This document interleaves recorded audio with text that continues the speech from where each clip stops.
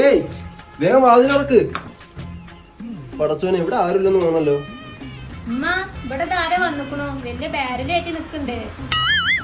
വേറെ ആരുമില്ലടി, ഞാൻ തന്നെയാണ്. ബാരലടി, ഇത് ബെഡാണിത്. അതൊക്കെ പറയാ, നീ ഇതൊന്ന് പിടിക്ക്.